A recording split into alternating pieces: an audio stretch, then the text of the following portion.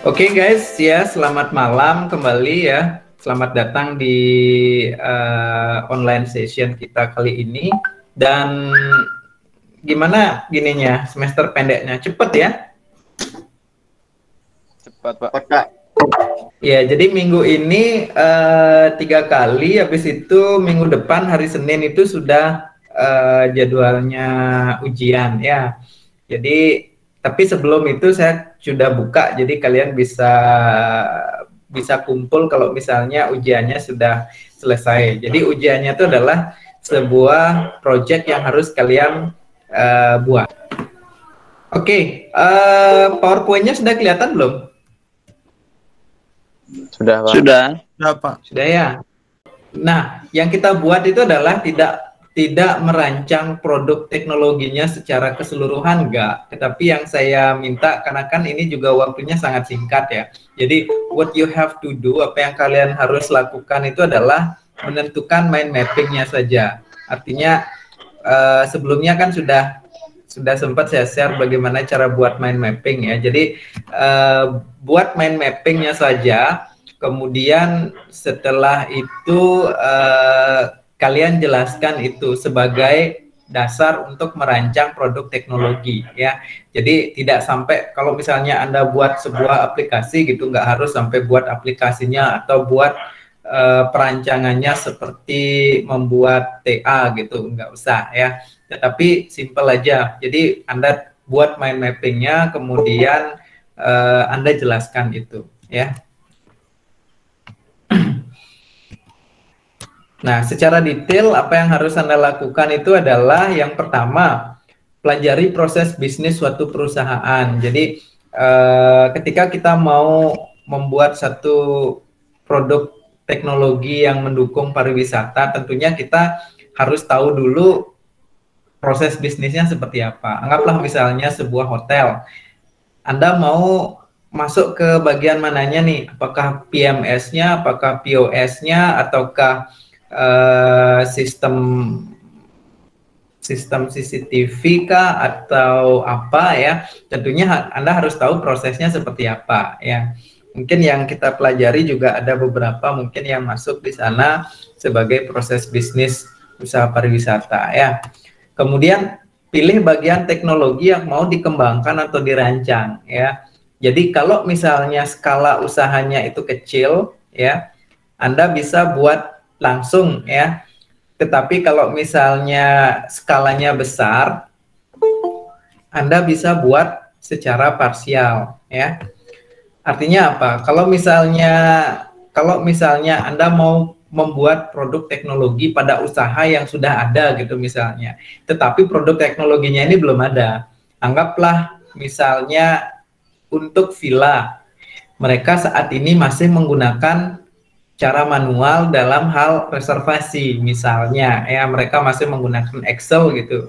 Nah, Anda mau buatin program di sana ya, jadi program yang menggunakan teknologi bagaimana mengolah data reservasi itu sehingga lebih lebih terkonektif antara satu dengan yang lainnya, tidak manual seperti menggunakan Excel ya. Atau Anda melihat dari sisi sebuah usaha pariwisata dari sisi penggajiannya tuh masih manual misalnya. Nah, Anda bisa merancang teknologi untuk untuk membantu itu. Ataukah Anda bisa melihat sekarang ada rental mobil gitu misalnya, atau rental surfboard yang sudah ada, tetapi mereka belum menggunakan teknologi. Nah, di sana Anda bisa merancang suatu teknologi yang memudahkan baik itu pengusaha maupun customernya sendiri untuk berkomunikasi atau berinteraksi. Nah, itu yang akan Anda pikirkan untuk dibuat ya. Kalau misalnya mau membuat yang baru juga bisa ya. Misalnya Anda melihat bahwasanya saat ini suatu usaha yang misalnya menjual spa gitu misalnya, antara banyak spa Anda mau buat satu produk teknologi yang menjual semua spa, banyak spa yang ada di Bali gitu misalnya, dan based on commission juga bisa ya.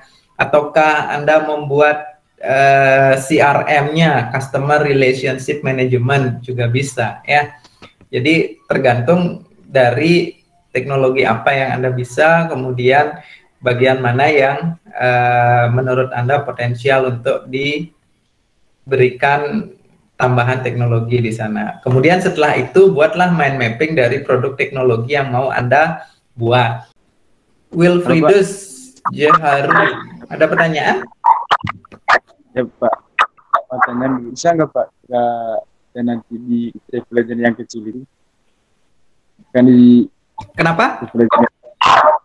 Bisa nggak Pak di Travel Legend yang kecil itu menjual paket yang bisa. Dalam contoh yang kecil ya Pak ya, yang jual paket ke Lembongan itu, ke Nusa Penida dan yang lain itu kan di sana masih menggunakan secara manual. Bisa banget lah ya, jadi sangat bisa itu ya. Jadi kalau Anda melihat usaha kecil seperti itu tapi belum menggunakan teknologi yang cukup, yang memadai ya, dan Anda bisa membantu ke sana dengan memberikan teknologi di sana ya, untuk membantu operasional di sana. Ya.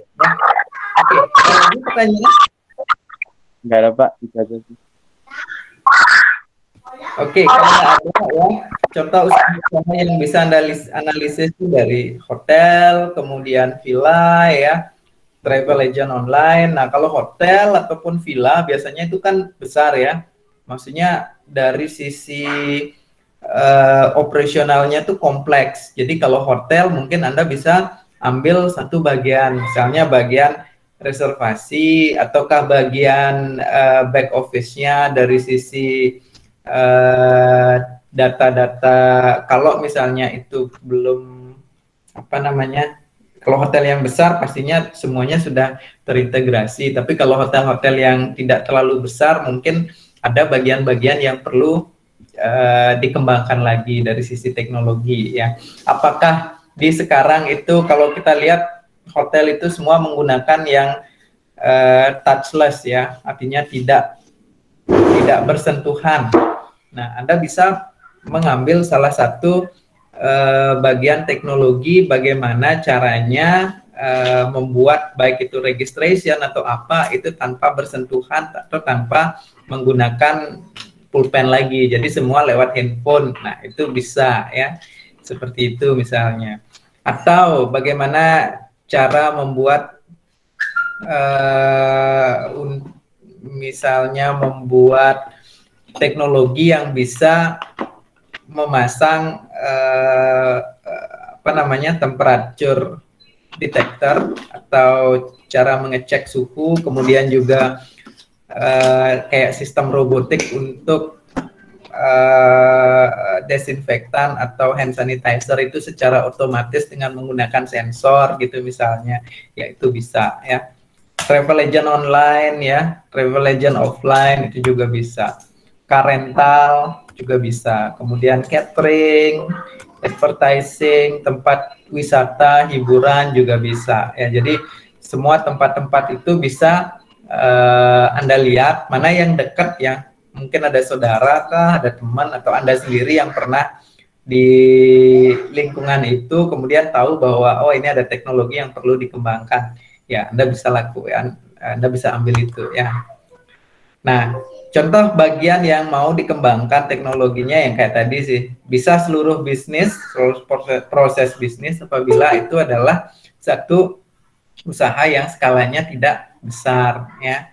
Kalau misalnya yang besar, baru kita bagi-bagi, misalnya kayak bagian marketingnya kah yang diambil, bagian reservasinya, atau bagian penerimaan tamu, kemudian bagian pengembangan usaha dan yang lain-lainnya ya.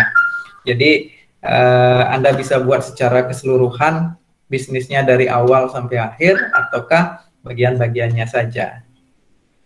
Kemudian cara mengetahui proses bisnisnya itu ya Anda bisa wawancara, literasi itu melalui baca-baca di web ataukah di buku, kemudian dari sisi pengalaman ya. Maksudnya untuk mengetahui bisnis itu tuh seperti apa sih gitu loh. Ya, kalau misalnya Anda mau mengambil bagian yang ada di hotel ya, so Anda bisa menggunakan wawancara di sana ataukah pengalaman, kemudian juga bisa baca-baca ya. Nah, terus baru Anda membuat mind mappingnya.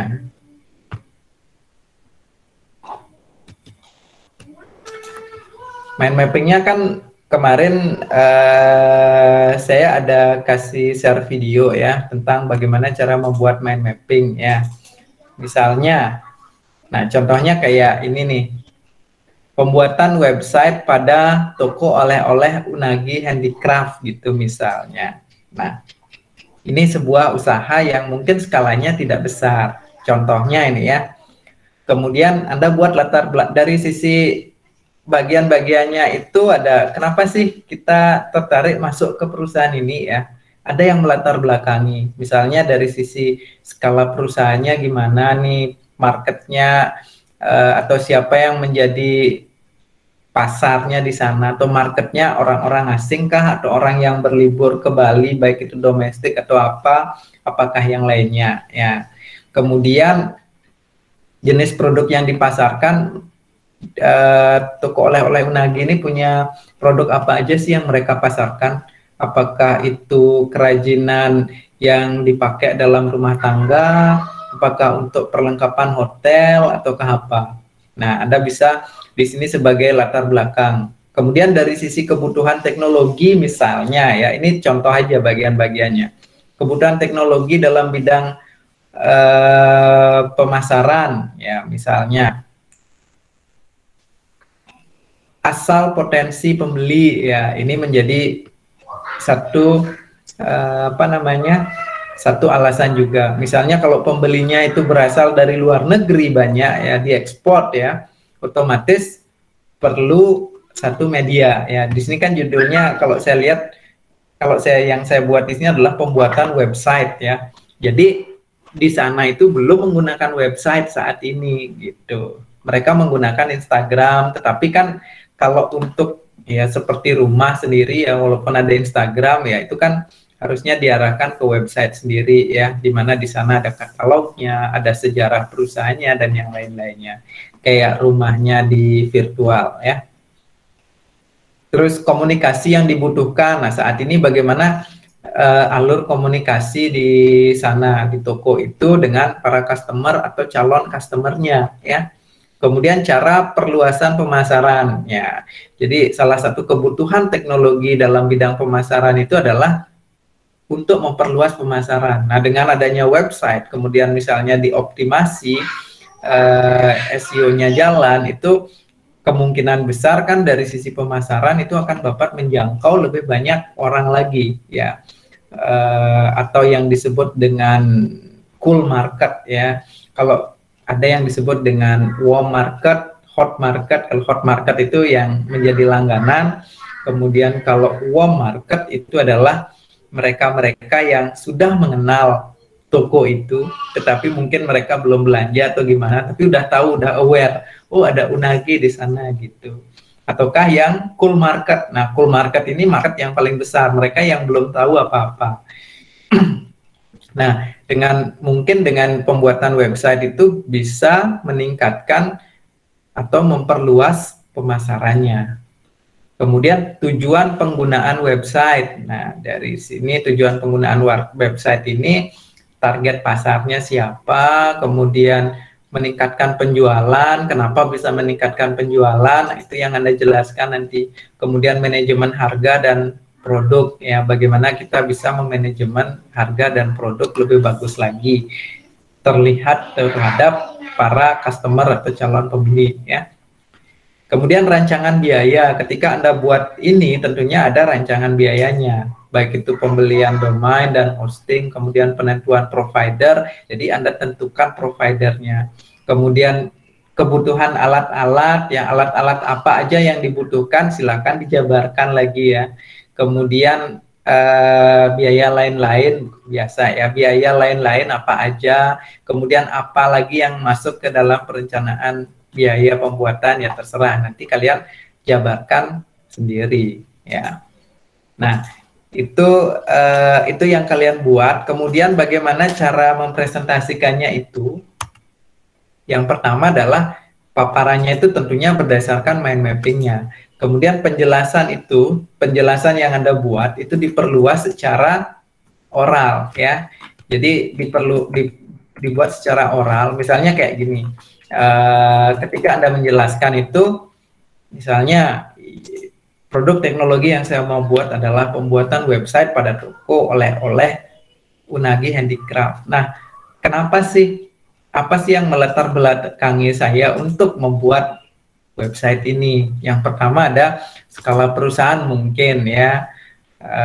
Jadi Anda jelasin skala perusahaan ini adalah toko Unagi ini adalah perusahaan yang berskala sedang ya, dengan market yang lumayan besar sebenarnya dan sudah berdiri dari tahun 1981 gitu misalnya. Akan tetapi dengan market yang sebegitu besarnya, Unagi oleh-oleh ini belum memiliki website yang bisa memasarkan produk mereka lebih luas lagi. Mereka hanya menggunakan media sosial saja saat ini. Sedangkan rumah atau yang menjadi tempat orang itu melihat lebih detail itu belum ada. Kemudian siapa yang menjadi market atau pasar dari produk yang dimiliki itu? Anda jelasin di sini. Misalnya saat ini toko Unagi itu banyak menjual barang-barang yang kebutuhan rumah tangga dan diekspor ke luar negeri. Jadi penjualnya atau target marketnya itu adalah kebanyakan dari luar negeri. Kemudian untuk domestik sendiri, produk-produknya banyak digunakan oleh hotel-hotel maupun restoran karena memiliki ciri khas seni yang mencerminkan daerah Bali gitu misalnya, dan yang lainnya sampai semuanya dijelaskan ya. Kemudian yang menjadi ujian akhir semester Anda itu apa? Nah, buatlah ini apa namanya? Yang pertama kan Anda buat mind mappingnya ini ya sebagai dasar ya. Mind mappingnya itu akan di-upload setelah ini ya. Anda buat mind mappingnya dulu, kemudian setelah itu Anda buat presentasinya. Presentasinya secara online. Artinya bukan online, kita online, Anda presentasi saya lihat enggak, tetapi Anda buat presentasi secara online dalam bentuk video, mempresentasikan apa produk teknologi yang Anda buat. Setelah videonya itu jadi buatlah videonya sebagus mungkin, semenarik mungkin ya, sehingga orang senang mendengarkan presentasi Anda. Setelah itu silakan diupload ke YouTube kalian masing-masing. Nah, nanti pada saat ujian Anda hanya menyertakan link YouTube daripada presentasi Anda. Pak, kalau laporannya nggak dikumpul, kenapa? Laporannya atau memang nggak buat laporannya, hanya buat mappingnya aja, mapping sama ininya aja, videonya aja. Kalian bisa buat laporan ya. Jadi atau kalau kalian mau buat laporan, ayo kita buat laporan. Mau buat laporan? Ya, enggak Pak, cuma mau tanya tadi kan. Ya, jadi laporannya kalian cukup buat mind mappingnya, tetapi yang apa namanya untuk tugas UAS-nya itu kalian buat videonya ya. Jadi presentasinya itu sebagai ujiannya. Oh ya, baik Pak. Oke. Ada lagi pertanyaan? Enggak ada. Maaf Pak, saya mau nanya tadi kurang jelas suaranya. Silakan Danda.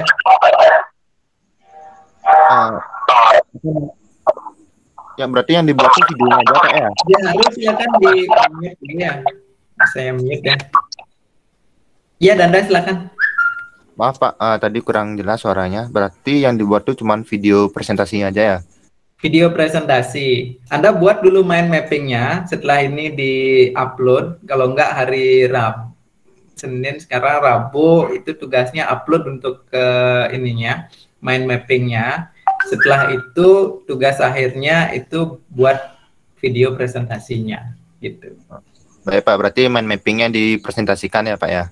Mind mappingnya dipresentasikan, tapi presentasinya itu buat yang semenarik mungkin. Artinya kalau buat presentasi yang menarik ya tunjukkan wajahnya juga ya, kemudian juga diimbangi dengan slide yang kalian buat itu ya. Baik Pak. Oke. Terima kasih Pak. Thank you Danda. Ada lagi pertanyaan? Sementara sudah dimengerti supaya nanti. Maaf Pak. Yuda udah mengerti ya. Okay. Sementara udah mengerti, nanti kalau memang kurang-kurang bisa ditanyakan di WA Pak. Boleh, kontak aja langsung ya. Baik Pak, terima kasih.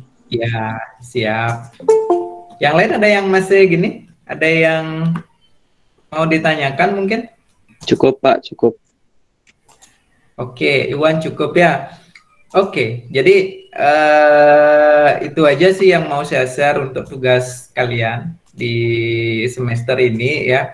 Semoga semuanya bisa lulus dengan baik ya, terutama sih kehadiran atau absensi yang ditunjukkan melalui pengerjaan tugas-tugasnya ya. Jadi yang belum silakan dikerjakan karena minggu ini minggu terakhir belajar udah ya. Jadi harus selesai ya.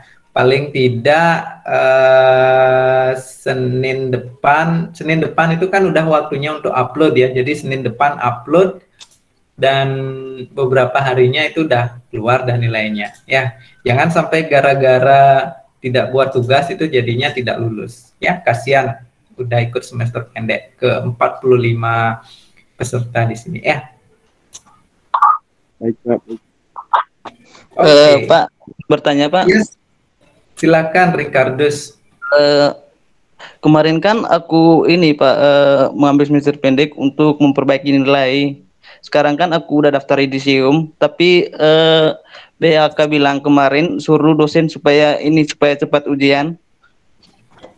Nah, kalau sudah ujian kan saya juga belum bisa akses gininya, apa namanya? Penginputan nilainya sama aja kan? Nanti aku sendirian chat ininya. Kalau udah keluar nilainya dari Bapak, nanti aku chat sendiri nilai. Aku chat ininya. Bagian apanya? Okay. Bagian BK-nya. Nah, kalau begitu, ini kan udah gini nih. Bilang aja sudah ujian dan kalau sudah nanti submit gininya, hasil videonya sambil jalan ini ya, biar bisa ikut yudisiumnya. Oh iya ya Pak. Ya. Ada lagi yang lain? Nggak ada? Oke, kalau nggak ada, terima kasih banyak. Thank you very much for your time hari ini ya. Sudah meluangkan waktu. Jadi untuk live kita hari ini itu membahas untuk persiapan UAS-nya ya. Dan untuk yang lain yang belum ikut, nanti saya juga akan share videonya ini ya, rekamannya saya udah rekam. Ya, thank you very much for your attendance. Sampai ketemu lagi. Bye. Terima kasih Pak. Makasih. Baik Pak, terima kasih Pak. Ya, silakan bisa live, bisa istirahat. Good night ya. Oke Pak. Baik Pak, terima kasih. Baik Pak. Baik, sama-sama. Terima kasih banyak ya Pak. Silakan Alexius. Good day. Good night. Good night.